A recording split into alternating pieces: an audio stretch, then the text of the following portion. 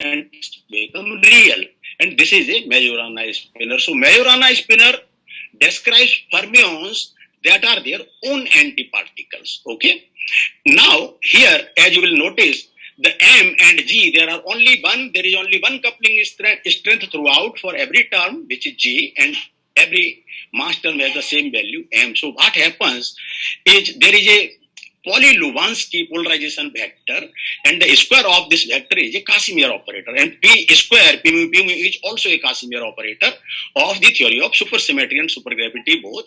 So P square commutes with mu nu and P mu. Similarly, W square, another Casimir operator. Now, what is so special about them? The eigenvalues of P square are M square, which are positive, and the eigenvalues of W square are minus M square into S plus 1. So, here, the M and S actually correspond to a particle with rest mass M and spin S. So, for the unbroken supersymmetry, the masses and the coupling strength remain the same for all the fields. Okay, as soon as you shift, you make different changes for the mass or the G, then the supersymmetry would be broken. So this is the Lagrangian that I have written for the on-cell theory. Okay, and now if I write the theory, free theory for a massless field. So I said M equal to 0 and G equal to 0, and this is the simplest example that one can think of. So here, this scalar field, pseudo-scalar field, and the Majorana spinor field, and they are explicitly seen to be invariant under these supersymmetry transformations. Epsilon bar are constant Grassmann variables, therefore they are rigid transformations. Okay, and here notice that there is a space-time derivative of these fields A and V. So what does it imply? Actually implies one can construct explicitly the conjure supercharge of the theory, and this out of this you can construct the spinor charge and the spinor charge density. So these spinor charges, which are the generators of the supersymmetry, they obey this anti-commutation relation, and this P mu is the Lorentz translations. This P mu here is reflected by the presence of the space-time derivatives of the fields A and V. So what does it tell us? It tells us that supersymmetry is not an internal symmetry, but it is an extension of the Poincare symmetry. This is an extension of the Poincare space-time symmetry. Fine. Then this is your super Poincare algebra, including the well-known commutation relations of the Lorentz and Poincare algebra and the anti-commutation relations obeyed by the supercharges. So you see, the supersymmetry algebra has 14 generators. 4 generators of corresponding to Lorentz translations P mu, 6 generators corresponding to Poincare rotations M mu nu, and 4 spinor charges. Now, let me define. So, if you consider the instant form quantization of the theory, this would be the line element or the metric tensor in the flat space, and I follow this notation of +1 minus 1 minus 1 minus 1, and when I go to light front quantization, I would write x plus minus as x0 plus minus x3, so that del plus minus would be del minus plus would be del 0 plus minus del 3. Okay. Now here this is the line element for the finite translations, finite transformations, and this is the line element for the infinitesimal translations. Okay, infinitesimal transformations. So fine. Now this is again the Lagrangian density of my Wess-Zumino model.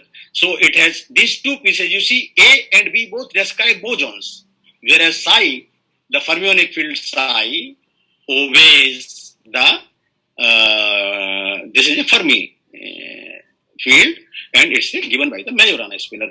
So I can call this as the fermionic piece of the Lagrangian, and these two together they constitute the so-called bosonic piece of the Lagrangian.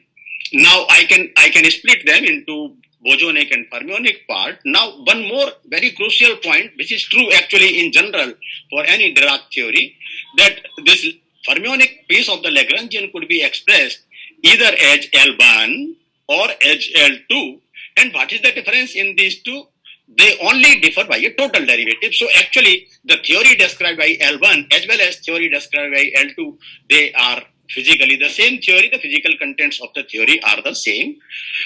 And so in algebraic terms, you see some differences, but they differ only in terms of a total derivative. Fine. So going to the instant form quantization, which is also important to know. So these are the canonical momentas of the corresponding to the two fields A and B, and these are the canonical momentas, fermionic momentas obtained from the fermionic piece of the Lagrangian. So if you take L1, then what you find is here minus iota psi bar gamma 0 and 1 the psi pi bar is 0. It is very obvious from here that one cannot be obtained from the other. Therefore, they are independent fields in this formalism described by L1. And here are the two constants of the theory. However, if you work with L2, now look at the canonical moment of pi. This is minus iota by 2 psi bar gamma 0. And the other one is also the same. Now, so what does it tell you? It tells you that pi could be obtained from pi bar and pi bar could be obtained from pi. So the two are not independent fields, but they are dependent fields. So this is the formal description. This suits me for my Wess-Zumino model because here is a Majorana spinor. Okay, so psi and so this psi and psi bar for pi and pi bar, they cannot be independent fields. So that is consistent with the Majorana definition. 2 more minutes. Oh, okay. So one has to watch out the definitions of the Poisson brackets. If you could give me another couple of 2-3 minutes because I lost a few minutes, I'm sorry. So, okay, here the quantization of the theory, the matrix involves a gamma 0 in the instant form quantization, and you can achieve the Dirac quantization, write down the commutation and anti-commutation relations. Now, when you write it in the light front quantization, then you find the constants of the theory once again. Here you notice that there is gamma plus here in sitting in pi and 1 is 0, and in the theory with L2 there is gamma plus sitting here and gamma plus sitting here. This causes a problem because if I have a matrix where I have gamma plus here, then I cannot invert it because gamma 0 square is 0. That is the difference. Gamma 0 square was 1, but gamma plus square is 0. So now we go to the formalism of good and bad fermions advocated by Mannheim, Loden and Brodsky. So here is the projection operator and with the help of these matrices. So this I define two new fields, zeta, lambda plus psi and beta, lambda minus psi. This is good fermionic field. This is bad fermionic field. You can construct the Dirac adjoints, zeta dagger and beta dagger, and you can express the Lagrangian density of the theory in terms of zeta and beta, obtain their momentage, obtain their canonical momentage, obtain their constants of the theory. You can do the same also using the second definition of L2. Now things become much easier, and I'm very close to concluding my talk.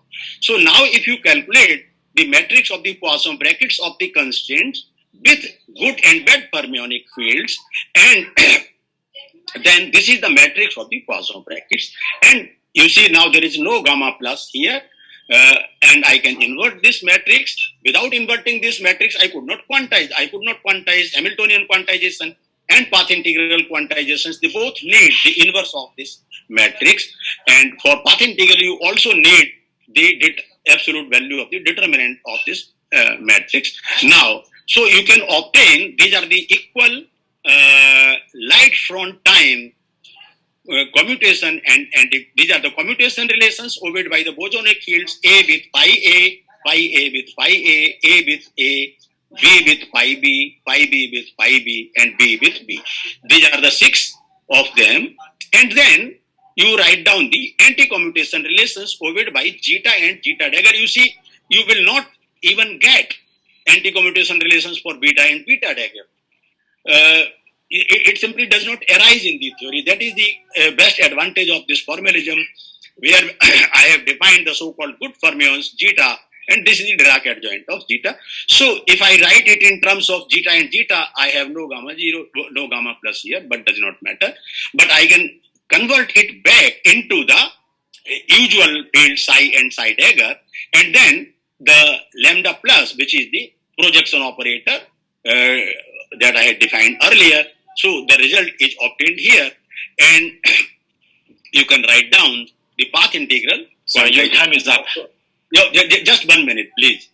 So this is just the in the path integral quantization, the transition to quantum theory is made by writing the vacuum to vacuum transition amplitude, which is given by this. Here, these are the Dirac distribution functions corresponding to all the constants of the theory, and here is the square root of the absolute value of the determinant of that matrix, which I mentioned. So this could not be achieved without the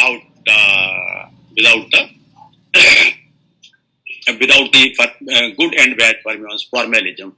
So I think I am through with my slide. Let me just mention that in this Wess-Zumino model, psi is no longer a Dirac spinner, but is a Majorana spinner, where all the elements of the spinner are real elements, and it describes fermions that are their own antiparticles. So I think I must extend my thanks to you for having given me another 1 or 2 minutes, and I think I'm through with my talk. Thank you very, very much. Thank you. Yes. Questions? Okay. Thank you very much, Daya. Okay. Thank you also. Okay, so the next speaker is